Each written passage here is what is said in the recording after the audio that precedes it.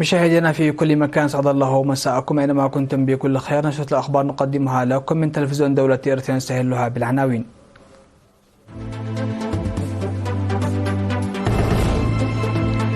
أوضاع جيدة للموسم الزراعي في مدينة فورتساوا. عروض إقليم جنوب البحر الأحمر تعكس الجمال وتنوع الإقليم.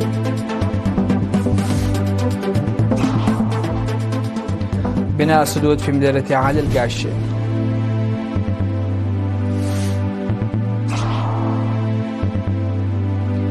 عشرات القتلى جراء فيضانات في تشاد.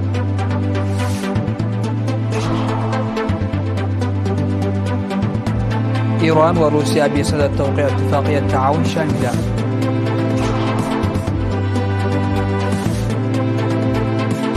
وتايلاند والصين تتفقان على تعزيز التعاون الأمني. أهلا بكم إلى تفاصيل النشرة. أوضح مسؤول وحدة التنمية الاقتصادية في مدينة فورتساوا السيد عباي جبر أملاخ لإرنا أنه قد تم التخطيط لزراعة 6900 هكتار بالبقوليات المختلفة، وقد تم زراعة مختلف أنواع البقوليات في 4927 هكتار، بالإضافة إلى زراعة 2500 هكتار بالفواكه والخضروات اعتمادا على الري من الوديان. وأفاد أنه قد تم زرع 2496 هكتار ابتداء من شهر يناير وحتى شهر يوليو، نتج عنها حصاد 187385 كنتال من الفواكه والخضروات المختلفة، ساهمت في سد حاجة الأسواق. وأضاف أنه قد تم زراعة 18,000 شجرة في منطقة الرعي في برغورع بمشاركة أعضاء قوات الدفاع، وكذلك برنامج التنمية الطلابي. من جهة أخرى، تسببت الأمطار الغزيرة التي هطلت يومي 8 و10 من أغسطس الجاري بأضرار في الأرواح والبساتين. ووفقا للأنباء التي وردتنا مؤخرا، جرفت السيول سيدة في وادي قندوشي وتسببت في دفن 10 آبار وجرف 9 مولدات، كما دمرت 45 هكتار من مزارع البصل، بالإضافة إلى 16 هكتار من مزارع الفلفل الأخضر وهكتارا واحدا من مزروعات الطماطم.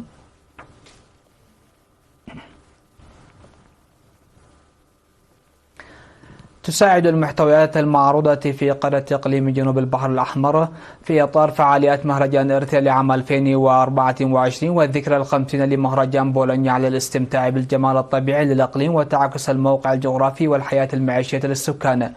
وأفادت وكالة الأنباء لإرتريا إرينا نقلا عن الزوار أن المحتويات المعروضة ساعدت الزوار للتعرف على امتلاك بعض مناطق الإقليم تضاريس ومناخ الهضبة. وقالوا أن امتلاك الإقليم لشواطئ واسعة وتضاريس طبيعية رائعة، بالإضافة إلى العروض المقدمة لتحديد ثروات طبيعية لم تستقل بعد، أثارت اهتمامهم للتعرف أكثر على الإقليم، مشيرين إلى أن الآثار القديمة المقدمة في إطار المعرض توضح ثقافة الحفظ التي يتميز بها السكان. وذكروا أن إنتاج البحر وأدوات صيد الأسماك والسلامة البحرية ساعدهم أيضا على توسيع نطاق معرفتهم بالبحر الأحمر والحياة فيه. ويتكون إقليم جنوب البحر الأحمر من سهول تبلغ مساحتها 49% و44% من التلال والصخور و7% من المناطق البركانية. تقدم الجاليات الإرثية في مهرجان إرثيا لعام 2024 والذكرى ال50 لمهرجان بولونيا عروض بالصور والأفلام الوثائقية والأزياء ومقاطع تسجيلات صوتية وفيديوهات تروي مسيرة مهرجانات إرثيا الوطنية. وأوضح منسقو معرض الجاليتين الإرثية بإيطاليا والمملكة العربية السعودية لوكالة إرينا أن العروض المقدمة تعرف المسيرة الوطنية التي ساهم بها المواطنون بالمهجر في كفاح إرثيا التاريخي، وأنه يمكن تقديم محتويات أعمق في حالة تجهيز له بفترة زمنية كافية. وأوصى أعضاء اللجنة المنسقة للمعرض مقدمو العروض بتحضير محتويات تشرح دور ومشاركات الجاليات الإرثية بعمق في المسيرة الوطنية بكل تفاصيل ماضيها وحاضرها. تم في مديرية عالي القاش تدشين السدود المشيدة في مناطق ششبيت وأوقارو وعد بارطقة بالتعاون بين وزارة الزراعة وإدارة إقليم القاش بركة والفرقتين العسكريتين 23 و26. وفي المناسبة أشاد مدير المديرية السيد جدي ستيفانوس بمساهمة قوات الدفاع المرابطة في المنطقة في البرامج التنموية مشيرا إلى حل مشكلة مياه الشرب وفقا لأولوياتها. وأوضح المهندسان اللذان تابعا أعمال بناء السدود أتوشم يمانة وحقوس منقستابه أن السدين اللذين استغرق بناءهما حوالي 7 أشهر في منطقتي أوقارو وعد بارطقة بتكلفة بلغت 8 ملايين ناف لديهما القدرة على استيعاب 135 ألف متر مكعب من المياه، فيما يستوعب السد المشيد في منطقة ششبيت 250 ألف متر مكعب من المياه. وقال حاكم إقليم القاش بركة السفير محمود علي حروي والمدير العام لقسم الزراعة والأراضي السيد أبو بكر عثمان إنه يتوقع من تلك السدود أن تخلق ارتياحا وتسهيلا في ضمان مياه الشرب والسقي والري، معبرين عن امتنانهما للتنسيق الجيد والعمل المتفاني التي تشهده عملية البناء. في الختام وزعت الجوائز التشجيع لوحدات الفرقتين 23 و26 اللتين ساهمتا بفعالية في العمل، فيما أحيت المناسبة الفرقة الفنية التابعة للفرقة 26. خرج فرع اتحاد الشباب والطلبة مديرية تسنيم 38 شابا بدورات في التجميل ودورة سلامة الطرق. وأفاد مسؤول مكتب الاتحاد الوطني للشباب وطلبة الارتياد السيد ملس جبرة أن فرع الاتحاد خرج 23 شابة بفن التجميل و15 شاب بسلامة الطرق في الدورة التي امتدت لشهرين. وأوضح أن الاتحاد قام بتقييم دورات تأهيلية بالتعاون مع الدوائر الحكومية المختصة ل 222 شاب و120 منهم من الشابات بدورات مختلفة.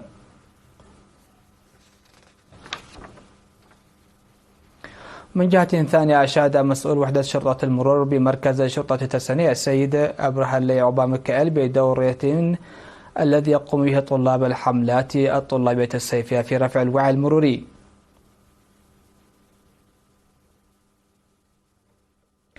استشهد في 14 من أغسطس الرائد إدريس حاج محمود نادل عن عمر ناهز 73 عاما جراء مرض ألم به.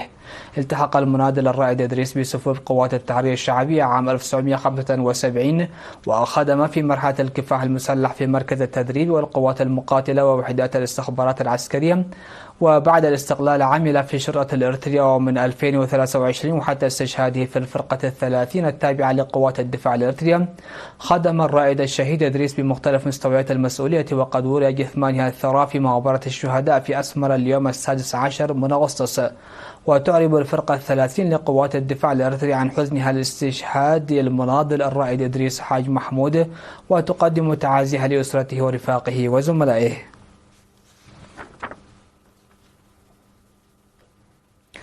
مشاهدينا فاصل قصير ومن ثم نعود لمتابعة الأنباء على الصعيد العالمي، فابقوا معنا.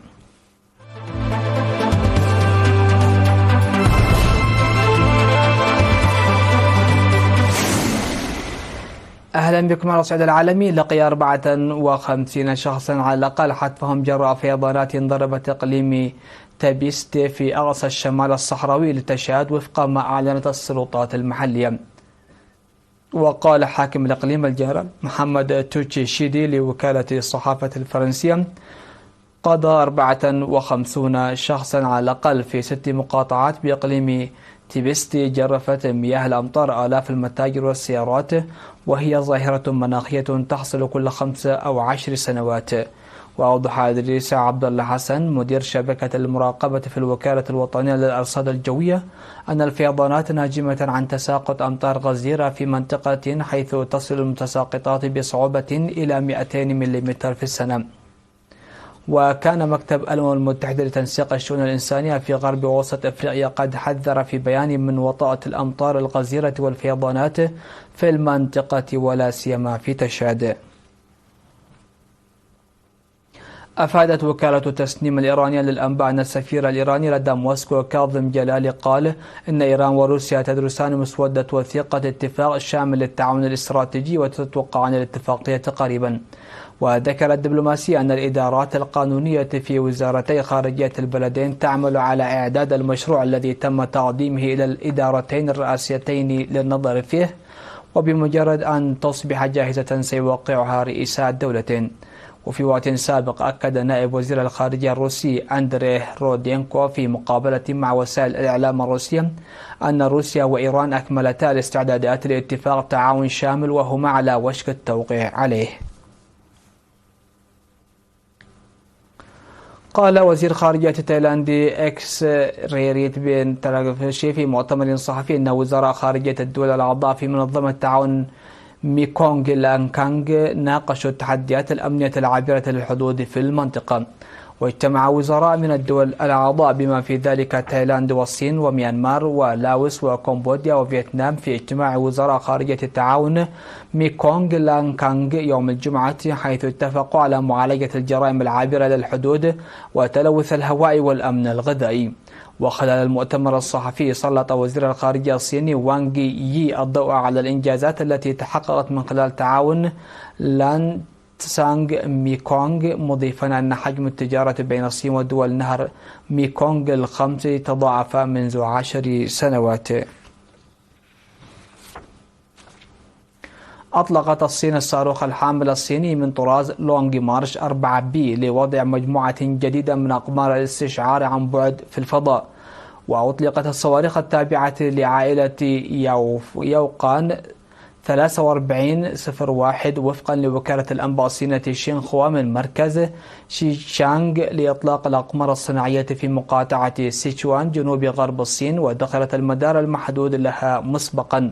ومن المقرر أن تستخدم الأقمار الصناعية بشكل أساسي لإجراء اختبارات بشأن التكنولوجيا الجديدة للكوكبات ذات المدار الأرضي المنخفض. وتعتبر هذه المهمة رقم 531 للصواريخ الحاملة من سلسلة لونغ مارش. ختاما لنشرة هذا المساء، هذا تذكير بأهم وأبرز العناوين.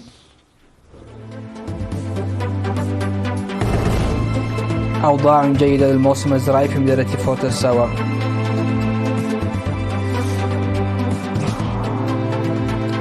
عروض إقليم جنوب البحر الأحمر تعكس جمال وتنوع الإقليم.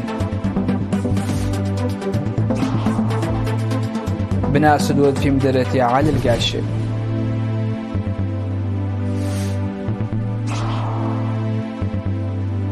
عشرات القتلى جراء فيضانات في تشاد.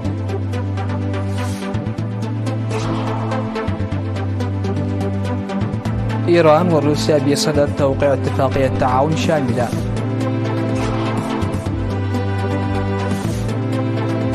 تايلاند والصين تتفقان على تعزيز التعاون الأمني. سادة السيدات، هكذا نكون قد وصلنا وإياكم لنهاية نشرة هذا المساء. هذه تحيات وتحيات الفريق العامل، وشكرا لحسن الاستماع والمتابعة، والسلام عليكم ورحمة الله.